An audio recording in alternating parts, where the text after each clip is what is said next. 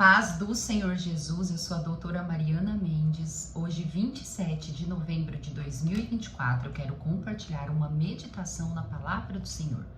A meditação de hoje encontra-se no Evangelho de Mateus, capítulo 6, versículo 23, que diz assim: Busquem, pois, em primeiro lugar o reino de Deus e a sua justiça, e todas essas coisas serão acrescentadas a vocês. Essas palavras foram ditas por Jesus. Aqui Jesus estava no Sermão do Monte, onde ele dá grandes conselhos para nós cristãos vivermos melhor aqui na terra e também ensinamentos sobre o reino dos céus. Jesus, quando nós meditamos em todas as suas palavras e ensinamentos dito nesse monte, nós percebemos que se nós colocarmos em prática, nós conseguiremos viver melhor. E como ele mesmo diz no capítulo 7, no fim do seu sermão, se colocarmos em prática, tornaremos pessoas inabaláveis, pois será como nós termos construído o nosso fundamento, a nossa casa, numa rocha, onde pode vir adversidade, crise, tempestade e nada abala. Como é maravilhoso colocar em prática todos os ensinamentos do Senhor. Esse versículo aqui que acabamos de ler, nós vemos que é um dos ensinamentos primordiais para o cristão, onde Jesus ele diz para não buscarmos as coisas terrenas, não ter como objetivo acumular tesouros aqui na terra ou ficar nos preocupando demasiadamente com os problemas que nós vivemos aqui. E Jesus ele diz isso não porque ele não acha importante essas coisas, pois ele mesmo diz que essas coisas serão acrescentadas na nossa vida. Mas, mesmo assim, temos que buscar primeiramente como primazia na nossa vida o reino de Deus. Pois a partir do momento que a ênfase da nossa vida, o reino de Deus faz parte do nosso objetivo, o Senhor ele é capaz sim de nos abençoar, de nos prosperar. E todas essas coisas que julgamos importantes para vivermos melhor aqui serão acrescentadas na nossa vida. Olha que promessa maravilhosa. O reino de Deus e seguir Jesus, ele nos ensina que muitas vezes quanto menos a gente busca coisas terrenas, mais nós temos também coisas terrenas. Como é engraçado. Nós percebemos que o reino de Deus, que Cristo, ele não é um Deus de subtração, um Deus que diminui as coisas na nossa vida, que segue a lógica matemática, a lógica racionalista. O Senhor, ele é um Deus de multiplicação. É aquele que acrescenta sempre mais e mais e mais, onde nós conseguimos alcançar coisas que nós não conseguimos imaginar que é possível. E muitas vezes o impossível acontece na nossa vida. Coisas chegam até nós, coisas que nós nem talvez almejamos e nem procuramos obter, mas vem a bênção até a nossa porta. E essa promessa do Senhor, ela é maravilhosa. Uma vez que nós colocamos toda a nossa meta de vida, todo o objetivo da nossa vida em buscar os ensinamentos do Senhor e aquilo que Ele nos ensina, que é prioridade, tudo pode ser acrescentado cada vez mais na nossa vida. Algumas vezes nós ficamos meio titubeando em seguir Jesus, em fazer as coisas para o ministério, para o reino de Deus, pois temos que trabalhar e trabalhar e trabalhar, ficamos pensando, nos preocupando demasiadamente com contas, com boletos, e vamos nos afastando de tudo que Jesus nos ensina. E vai esfriando a nossa fé, os nossos ensinamentos, o nosso conhecimento, e vemos que começamos a correr atrás das coisas que a gente julga necessário e primordial para a nossa família, para a nossa vida, e parece que não conseguimos alcançar e nem acumular nada. Esse princípio de Deus, ele nos ensina que nem sempre precisamos ter como prioridade essas coisas na nossa vida. Pois quando buscamos o que Jesus nos ensina, nós começamos a ser abençoados. E todas aquelas promessas que ele dá desde o livro de Gênesis, desde Abraão, começa a ser plantado na nossa vida e a colheita certamente chega. Vamos buscar primeiramente o reino do Senhor. E para isso sim, muitas vezes temos que abrir mão de trabalho, abrir mão de algum tempo que hoje a gente direciona para talvez acumular, ter mais as coisas e dedicar aos estudos, ao ministério do Senhor, a fazer obras para o Senhor, até mesmo assistencialismo. E o Senhor, ele não deve nada para ninguém. E quando nós nos dedicamos ao seu reino, todas essas coisas, todas as outras coisas, as coisas materiais, as coisas terrenas, as coisas carnais, vão sendo acrescentado na nossa vida. Mas é preciso ter fé para isso. Nós precisamos crer, ter fé que quando buscamos o reino de Deus, quando nos dedicamos ao Senhor, essas coisas são acrescentadas na nossa vida. É por isso que a fé é o princípio de tudo, pois precisamos crer que isso é possível para colocar em prática e colher todas essas coisas na nossa vida. A meditação de hoje diz assim: sua escolha determinará o nível de experiência que você terá com Deus. Algumas vezes olhamos para a vida do próximo, a vida do outro, aquele que dedica a Deus, e nós vemos ele viver coisas maravilhosas, genuínas do reino do Senhor.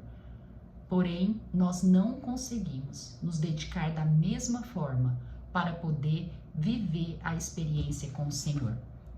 Se você quer ter experiência a nível espiritual, se você quer ter as coisas sendo acrescentadas, o que Jesus tem para você e para mim, vamos buscar o reino de Deus, vamos nos dedicar, vamos colocar a nossa confiança, vamos colocar o nosso tempo, tudo aquilo que há de melhor, os nossos dons, os nossos talentos para o reino de Deus. E certamente todas as coisas serão acrescentadas. Todas as bênçãos, os milagres que Deus tem para a nossa vida serão acrescentados. Quero também compartilhar a leitura bíblica de hoje, que está em Gênesis 26, onde estamos vendo a história da família de Isaac e de Rebeca. Esse capítulo, ele tem vários ensinamentos e eu quero fazer meditação em 2 pontos que este capítulo nos ensina. Pois quando eu avalio a vida de Isaac, nós vemos que como nós somos propensos a muitas vezes a cometer os mesmos erros dos nossos pais, da nossa família, dos nossos antepassados. O mais sábio, irmãos, é quando nós começamos a aprender com o erro dos outros, pois nós sabemos o quão é doloroso nós aprendermos com os nossos erros, com as nossas dores. É por isso que nós temos que estar com o ouvido atento às coisas que a gente escuta, a testemunhos, a conselhos, pois muitas vezes é alerta de Deus para a nossa vida, do que fazer e do que não fazer. Eu costumo dizer que nas pessoas ao redor e mesmo em nós mesmos, muitas vezes nós somos exemplos do que fazer e exemplos do que não fazer. E é esse discernimento que nós temos que ter. Quando vemos as histórias das pessoas ao nosso redor, seja família, amigos ou mesmo pessoas famosas que muitas vezes nós vemos na rede social, quando nós vemos esses testemunhos, sejam bons ou ruins, nós temos que ter esse discernimento de isso eu quero aplicar na minha vida e isso jamais eu vou aplicar na minha vida. Eu vejo algumas pessoas dizendo, mas é preciso muitas vezes nós termos experiências para vivermos as nossas experiências, mas é muito mais agradável quando não precisamos passar por experiências ruins para nós aprendermos. Então é isso que nós temos que ter de visão. E vemos nessa passagem que vou ler que Isaac, ele não teve esse discernimento. Pois a palavra vai dizer que quando houve fome lá na terra onde Isaac habitava, Deus, ele orientou para não descer para o Egito, mas para ir para a terra onde ele indicaria. Porém, na hora que ele começou a ver as dificuldades, as crises, ele não teve discernimento e sabedoria para agir de forma correta. E uma vez que Abraão, pai dele, tinha passado pelo mesmo momento, cometido o mesmo erro, e ele repetindo esse erro. A palavra vai dizer que assim que começou a fome, Isaac viu que teria que ir para outro lugar. Deus já tinha orientado que não era para ele ir para o Egito. E ele foi até Berseba, até a região que pertencia aos filisteus, onde, quando ele encontrou com o rei Abimeleque, que Rebeca ela era uma mulher muito bonita, Isaac também ficou com medo desse rei matá-lo para poder ficar com Rebeca, e ele outra vez mentiu como fez Abraão. Ele falou que Rebeca era sua irmã, que Rebeca não era sua esposa. Mas Deus, ele é tão misericordioso que mesmo quando ficamos inclinados a cometer erros, ao pecado, a falhar, a misericórdia de Deus, ela continua na vida daqueles que são tementes ao Senhor. Mesmo nessa falha, a misericórdia de Deus permaneceu com Isaac e Rebeca. E vamos dizer, eu quero compartilhar o que está escrito entre 24 e 29, que diz assim, Gênesis 24 a 29. Naquela noite, o Senhor apareceu e disse: Eu sou o Deus de seu pai, não tema, porque estou com você, e eu abençoarei e multiplicarei os seus descendentes por amor ao meu servo Abraão. Isaac construiu nesse lugar um altar e invocou o nome do Senhor. Ali armou o acampamento e os seus servos cavaram outro topo. Por aquele tempo veio a ele Abimeleque de Gerar com Alzate, seu conselheiro pessoal, e ficou o comandante dos seus exércitos. Isaac lhes perguntou: Por que me vieram a ver, uma vez que foram hostis e me mandaram embora? Eles responderam: Vimos claramente que o Senhor está contigo, por isso dissemos: façamos um juramento entre nós, queremos firmar um acordo contigo. Tu não nos farás mal, assim como nada te fizemos, mas sempre te tratamos bem e te despedimos em paz. Agora sabemos que o Senhor te tem abençoado. Essa passagem refere da grande misericórdia de Deus. Pois quando Abimeleque ele percebeu que Isaac tinha mentido para ele sobre Rebeca, porque ele viu Isaac fazendo carinho em Rebeca, e ele chegou a Isaac e falou: Por que você mentiu para mim? Você quer que o mal acometa eu e meu reino? Porque por mais que os filisteus eles não tinham a mesma religião, a mesma crença que Isaac, as nações daquela época eram extremamente religiosas. E os filisteus, eles eram movidos pelo politeísmo, pelos seus deuses. E eles já sabiam que Abraão, Isaac, ele tinha um Deus forte. A fama de Abraão já andava pela região. E Isaac, naquele momento, Abimeleque permitiu que Isaac ficasse nas suas terras. Porém, a palavra vai dizer que Isaac ele era muito abençoado, ele prosperava muito. Onde ele colocava a mão, onde ele cavava poço, aparecia água. E ele foi ficando muito rico, muito poderoso, até que Abimeleque chegou nele e expulsou ele da terra. Por causa dessa prosperidade, eles ficaram com medo dele ser tão poderoso e no fim causar mal para a nação da Filístia. Mas Abimeleque, ele diz que ele via que ele era um homem muito abençoado pelo seu Deus. E ele temeu a Deus e a Isaac e fez um acordo, um tratado de paz com Isaac e sua família. E isso após Abimeleque dizer que reconhecia que o Deus de Isaac era poderoso e estava presente na vida dele. Eles se acertaram, participaram de um banquete e na manhã seguinte, Isaac se despediu daquela nação e voltou para a sua terra. Quantos ensinamentos sobre a misericórdia de Deus sobre não repetir erros dos nossos antepassados, das pessoas ao nosso redor, sobre discernimento, que nós conseguimos colocar em prática todos esses ensinamentos, assim como o próprio Jesus disse, para nós não sermos pessoas abaláveis, pessoas que fundamentam a nossa vida como se fosse uma casa feita num terreno arenoso. Nós precisamos ser sábios, e a maior sabedoria que o Senhor pode dar para a nossa vida é, além desse conhecimento, é colocarmos em prática. A segunda meditação que eu queria fazer é no fim dessa passagem, sobre Esaú. Esaú, ele era rebelde.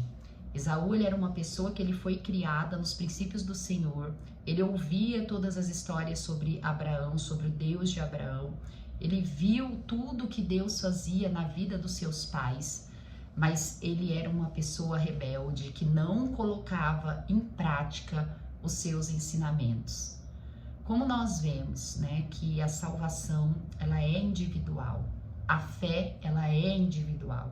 Não é porque os pais têm fé, a mãe ou o pai, que o filho também vai ter, mesmo quando é ensinado nos caminhos do Senhor. Mas o que cabe a nós pais é o que a Bíblia nos ensina. Ensine o seu filho nos caminhos do Senhor. A nossa parte é essa, mas o resultado é individual. E nós vemos isso na vida de Esaú, pois Esaú, ele não ouvia os seus pais. Assim como Abraão não quisera que Isaac casasse com as mulheres cananeias, ele quis buscar no seu povo uma mulher, porque Abraão, ele preservava os ensinamentos de Deus e ele tinha receio que Isaac virasse a sua cabeça e se desviasse com a cultura das mulheres cananeias. Isaac também não queria que Esaú e Jacó casassem com mulheres daquela região. Porém, Esaú, ele era complicado, ele não ouvia os seus pais e não colocavam em prática os seus ensinamentos. E em Gênesis 26, no versículo 34 e 35, que são os dois últimos versículos, diz assim: Tinha Esaú 40 anos de idade quando escolheu por mulher a Judite, filha de Beere, o Hitita, e também a Basemate, filho de Elon, o Hitita. Elas amarguraram a vida de Isaque e de Rebeca. E como é difícil, né? Ter duas noras, com certeza, pela descrição desse versículo, nós vemos que eram mulheres que não tinham a mesma fé, que não tinham a mesma cultura, não tinham o mesmo comportamento de Isaac, da sua geração, e causaram bastante tristeza para os sogros. Que nós conseguimos ver que o quão é importante nós procurar estarmos envolvidos com pessoas que têm o mesmo pensamento, a mesma cultura. Isso não é por preconceito, é porque a Bíblia ela nos ensina no Novo Testamento sobre o jugo desigual. Quando você casa, você se envolve com pessoas totalmente diferentes de fé. Isso pode trazer grande problema e grande tristeza. Mas independente disso, nós pais sempre temos que dar o melhor conselho para os nossos filhos. Ensinar a palavra de Deus, levá-los à casa do Senhor. E o resto é confiar no Senhor e deixar que Deus tenha misericórdia para a vida deles. Que todos esses ensinamentos possam fazer sentido, possam dar direção para a sua vida. Amo vocês em Cristo Jesus. Até amanhã.